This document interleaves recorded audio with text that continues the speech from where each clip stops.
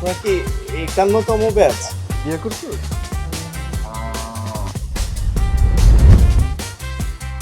Sorry দরজা খোলা কিসের জন্য? ম্যানেজার বললো এটা ভাড়া বাসা। তুমি ফাইসে গেছো।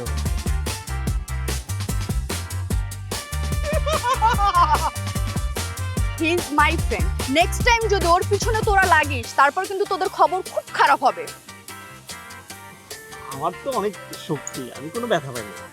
আল্লাহ ওরে ওরে কি কিউট।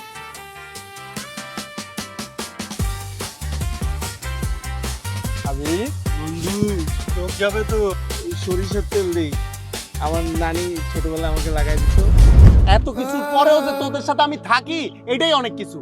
নাইলার সাথে তোদের সম্পর্ক খারাপ এর মানে এ না যে নাইলা খারাপ হয়ে গেছে। তা আমি কি কখনো তোমার সঙ্গে কমিটমেন্ট করেছি বা আমি তোমাকে কখনো বলেছি যে আমি তোমাকে ভালোবাসি? আমি তোকে যেতে দেব না। এমন কিছু বানাই দিব যে ওর মতন নাইলা তো পিস পিস দৌড়ে এত বড় সাহস তুমি আমার বাসা পর্যন্ত চলে আসছো? আমার মেয়ে সহ্য করতে না পেরে আত্মহত্যা করেছে। আমি রিয়েলাইজ করেছি ভালোবাসার বিশ্বাসটা খুব জরুরি। Once a cheater always